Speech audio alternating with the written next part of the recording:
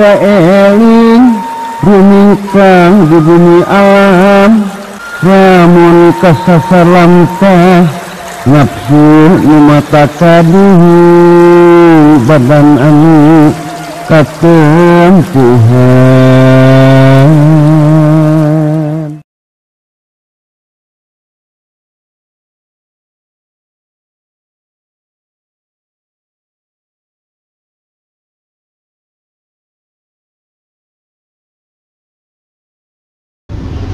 Gusti Allah nganyaahan, Gusti Allah maberehan. Bener teu? Bener cek saha? Bener cek jalma awam. Nyata jalma anu iman tauhidna ka Gusti Allah teu dibarengan jeung elmuna. Mun Gusti Allah nyaahan jeung berehan ari mihawak jeung telang saha? Mihawak jeung telang mah setan. Mun ujang boga pamadegan yen Gusti Allah teh berehan jeung nyaahan, jeung ujang boga pamadegan yen setan teh hawak jeung telenges, mangka eta pamadegan ujang teh geus mangrupakeun suatu bentuk pelanggaran. Sababun pamadegan ujang saperti kitu eta ngandung harti ujang teh geus ngayakeun tandingan atawa geus ngayakeun lalawanan ka Gusti Allah. Sedangkan cek kateranganana ntos difirmankeun ti Gusti Allah, Gusti Allah teh walam yakulahu kufuwan ahad. Teu aya saperkara oge anu satara jeung Gusti Allah. Dengan kata lain Gusti Allah mah teu aya lalawananana, teu aya tandinganana, jeung teu aya nu satara jeung anjeunna. Jadi mun ujang nyebutkeun yen Allah teh berehan jeung nyaahan, jeung nyebutkeun yen setan teh hawak jeung telenges, eta ngandung harti ujang teh geus memposisikan Gusti Allah sebagai lalawanan tina setan. Nalika ujang memposisikan Gusti Allah sebagai lalawanan tina setan, artina ujang teh geus ngamahlukkeun ka Gusti Allah. Sabab setiap nu aya lalawananana pasti eta teh makhluk. Ku sabab kitu kahade ujang dina ucapan ulah asbab asalnya blak. Ucapan teh kudu jeung elmuna. Sabab ucapan seorang manusia eta kaasup kana perkara anu bakal dimintai pertanggungjawabanana engke di akhirat. Ari keur nu awam nyarita kitu teh wajar. Sabab nu awam mah penyangheueun kana elmuna. Tapi ari keur ujang mah nu nyeka kana ilmu ma'rifat, kana ilmu tauhid, jeung nyaho kana bag-bagan iman, eta teh lain wajar tapi kurang ajar. Kurang ajar kumaha jalma nu ngaku ma'rifat, ngaku tauhid iman ka Allah, tapi dina kanyataanana ngarendahkeun ka Gusti Allah ku ucapan-ucapanana anu lengpar tina elmuna. Nyata Gusti Allah dijadikeun lawanan tina setan. Gusti Allah disatarakeun jeung setan. Gusti Allah jeung setan dipandang sebagai dua kubu yang berlawanan. Gusti Allah dipandang sebagai dat nu ngaluarkeun berehan jeung nyaahan, sedengkeun setan dipandang sebagai dat nu ngaluarkeun hawek jeung telenges. Jadi seolah-olah terjadi rivalitas antara Allah jeung setan. ngaranna kurang ajar.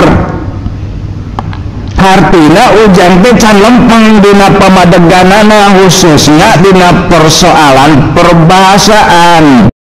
Ari nu geus tauhid mah dina nyaritana makena make bahasa tauhid atuh ulah make bahasa awam. Mun ujang berilmu teu make kana ilmu eta suatu bentuk pengkhianatan terhadap ilmu. Kadituna bakal aya mamala anu teu hade. Kade sing taliti dina ucapan nu berehan jeung nyahan mah lain Allah tapi makhluk. Ari Allah kumaha? Allah mah nu kagunganana. Allah teh kagungan makhluk anu eta makhluk teh berehan jeung nyahan nyaeta Kangjeng Nabi. Allah teh kagungan makhluk anu eta makhluk teh hawet jeung telenges nyaeta setan. Jadi setan teh lain tandingan Allah tapi tandingan Nabi. Setan teh lain lalawanan Allah tapi lalawanan Nabi. Ari setan nu hawet jeung telenges jeung ari Nabi nu berehan jeung nyahan eta duanana kagungan Gusti Allah. Duanana ge sarua utusan. Kangjeng Nabi diutus ku Allah, setan ge diutus ku Allah. Ari Kangjeng Nabi wa ma arsalnaka ila rahmatan lil alamin, nyaeta utusan anu tugasna nyebarluaskeun rahmat ka sadaya alam. Sedengkeun ari setan alam taro ana alsana sayatina ala qaumi dolimina taujuhum aja.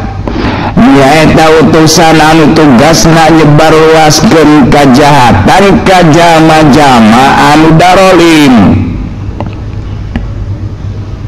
Ari risalah nu dibawa ku Kangjeng Nabi nyaeta kamanusiaan, hakna sidik, amanah, tabligh, patonah, nafsuna mutmainnah, rodiyah, mardiyah, kamilah, prak-prakanana ulasan, asihan, berehan, hampuraan, hade basa, hade sangka.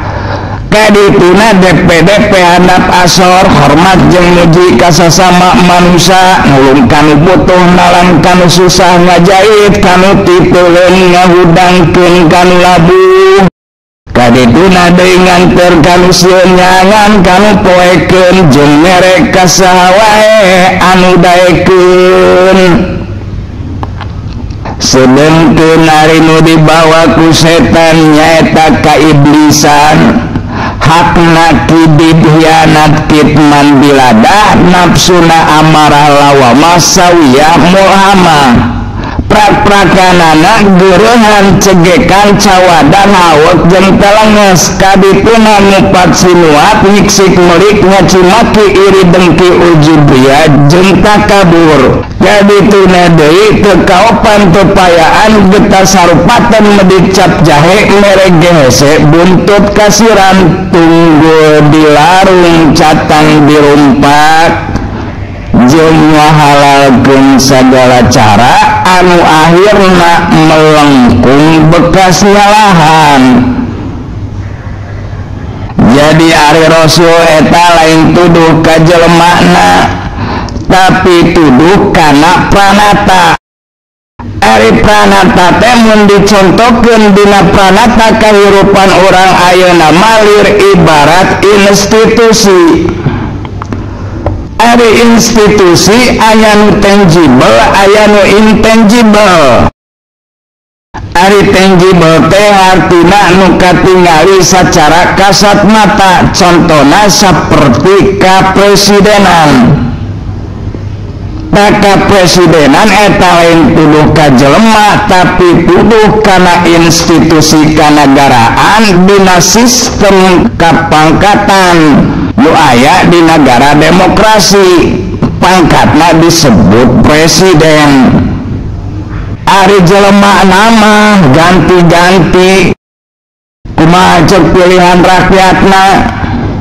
baheula mimitina Soekarno, tuh Soekarno selesai ganti Soeharto, Soeharto selesai ganti B.J. Habibie, B.J. Habibie selesai ganti Gus Dur, Gus Dur selesai ganti Megawati, Megawati selesai ganti SBY, SBY selesai ganti Jokowi. Kegemu Jokowi selesai bakal aya deui gantina nu dipilih ku rakyat.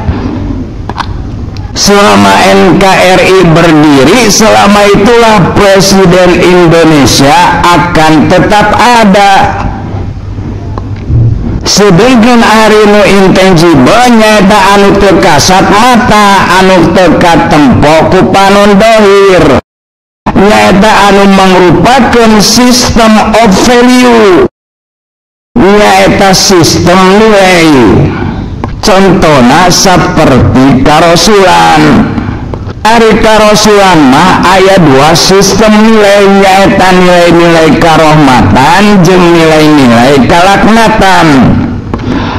Anu diutus nyebarkeun nilai-nilai karohmatan pangkatna nabi, sedengkeun anu diutus nyebarkeun nilai-nilai kalaknatan pangkatna setan.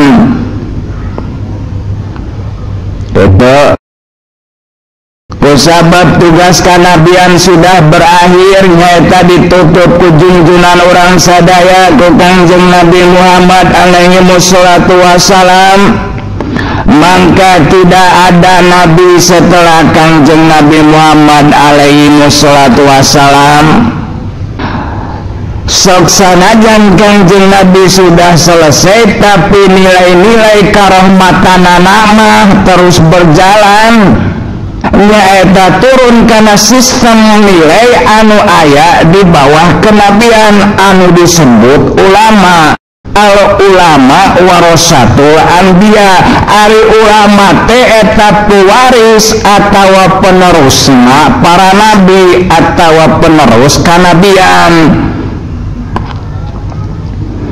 Jadi ulama ge sarua eta system of value, lain jelema anu eusina nilai-nilai karohmatan anu mangrupakeun warisan ti Kangjeng Nabi.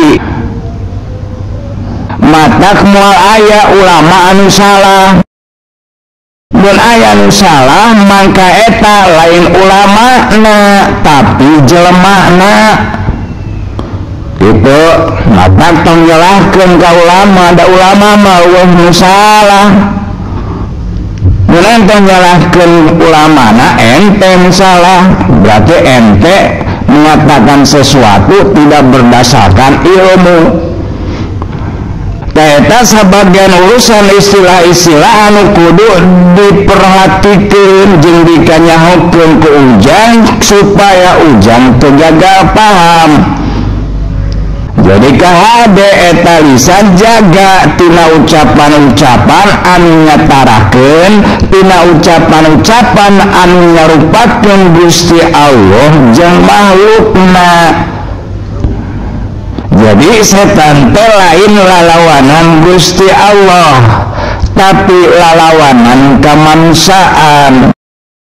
Sakumaha mitos dipirmankeun ti Gusti Allah dina Al-Qur'an, inna syaitana kana lil insani aduwwan mubin.